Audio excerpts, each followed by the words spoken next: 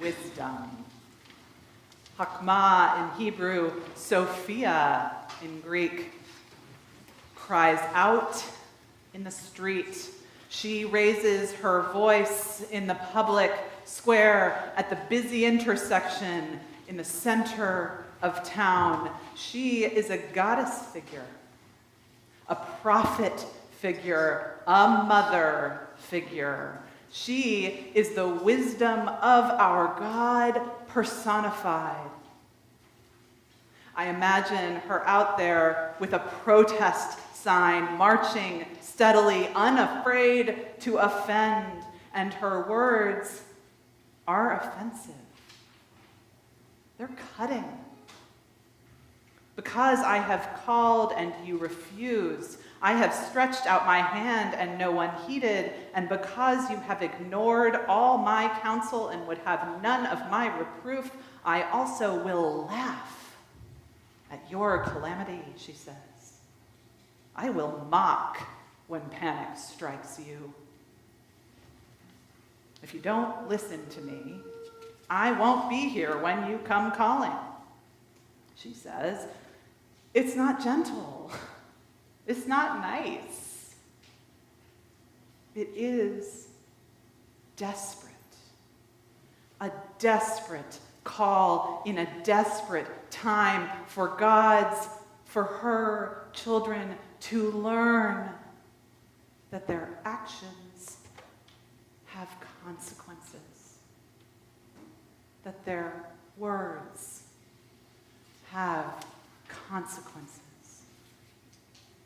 The book of Proverbs, an admittedly complex and sometimes contradictory collection of material, is clear on the consequences of our words, specifically. It is wicked to, quote, concoct evil, we are told. He who does evil listens to the lips of wickedness, we are told. The lips of the fool will bring strife, we are told. A worthless witness will mock justice. And perhaps most clearly, death and life are in the power of the tongue. This collection of writings that first started to take shape from oral tradition over 1,000 years before the birth of Jesus and over 3,000 before the birth of social media, tells us that words can be a matter of life and death. Our words have consequences. And boy, have we seen that truth at play this week. This week, wicked words jumped from the unverified mire of the internet to the national stage of mainstream media. Words that told us people, immigrants of color, immigrants from Haiti, in the city of Springfield, Ohio, were eating pets. It feels terrible to even shape those words in my mouth. It feels shameful to have said them out loud. I feel wisdom standing right here, arms crossed, head shaking. And I must tell you that these wicked words seemed kind of funny to me at first. And maybe to some of yours too. Because they were ridiculous. They were cartoonish. They were so obviously untrue as to be hilarious. No, I did not believe for a single moment that these words were true. But I did believe they were funny in that deep untruth. So I sat safely and silently behind my glowing screen and laughed at the memes and the TikTok sketches and the cartoons and the jokes and the humor pieces about how ridiculous these words were. And I drowned out the sound of wisdom's cries. I drowned out the sound of wisdom's threats. That words have consequences. And that these words were not funny. They were deadly. I learned that wisdom knows that these are not new words. They have hurt and they have killed before.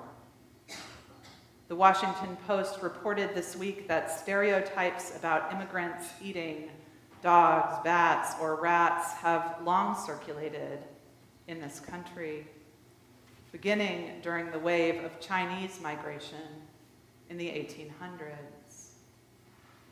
My first thought was, here we go again, said Anita Manor, director of American University's Asia Pacific and Diaspora Studies program. This is a trope we've seen time and time again that is used to other people of color and new immigrants. How long, O simple ones? Here we go again. Wisdom cries out in the streets. This week, Springfield municipal buildings were evacuated as a result of threatening emails. On Saturday, Springfield hospitals were placed on lockdown. Wisdom cries out in the street. On Friday, the Springfield City School District evacuated schools for the second day in a row due to credible threats of violence. High school students, middle school students, and elementary school students.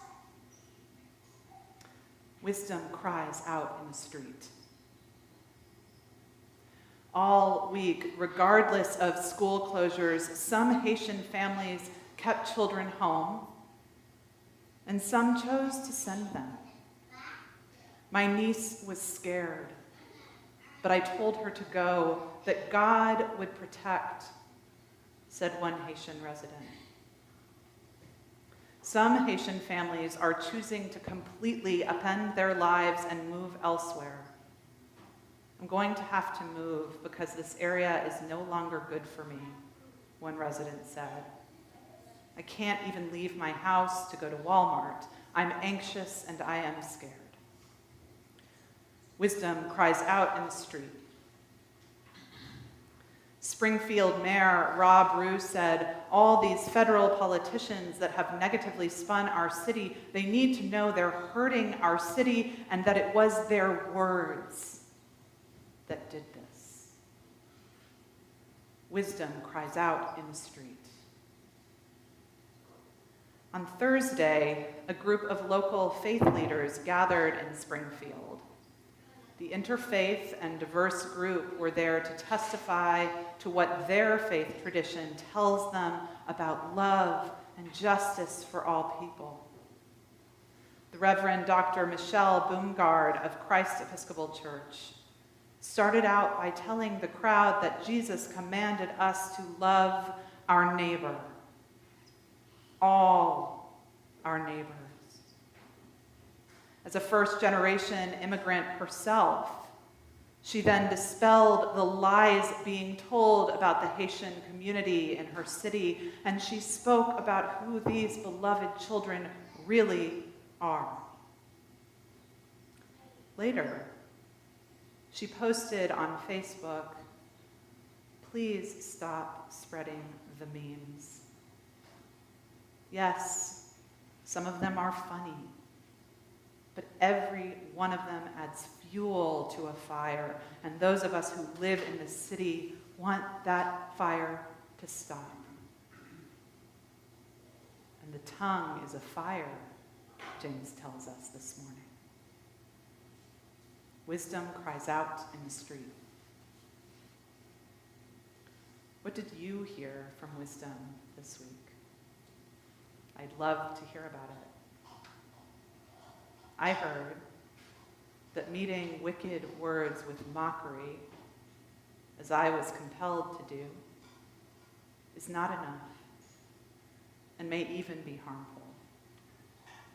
That when I hear wicked words, I am called to bear witness to their wickedness with my own carefully chosen words, and to say what I know to be true. This morning, Jesus asks his disciples 2 questions. The first is, who do people say that I am? And the second is, who do you say that I am? It strikes me that this exercise of closely examining the differences between what some people say about God or any child of God's true identity and what we say can be clarifying. And I pray that when I find a fundamental difference there, I will learn to find my way through the mockery and the laughter, which is far more comfortable, and to the truth-telling and the testimony. In this case, I will testify that some people say that the Haitian people of Springfield, Ohio, are deceitful and dreadful and dangerous and inhuman. I say that the Haitian people of Springfield, Ohio, are beloved children of God, and that their presence in a struggling town has led to positive outcomes of all kinds. I name the wicked words that I will not repeat again as racism, as white supremacy, as xenophobia, as fear-mongering and dangerous, as violent, as words not to be taken lightly or joked about, as death-dealing. Other than being clear with our words, how can we, a people called to love our neighbors as ourselves, respond to wisdom's desperate cry in this desperate time? Boomgard urges those who want to help her city to consider contacting your politicians. Ask them to end the harmful rhetoric that targets immigrants and to seek solutions that build infrastructure and education for all people so that we can live and work together with dignity. In addition, she commends us to the Haitian Community Help and Support Center in Springfield. This is a ministry by and for Haitians. You can find out more about them and donate online. Wisdom cries out in the street.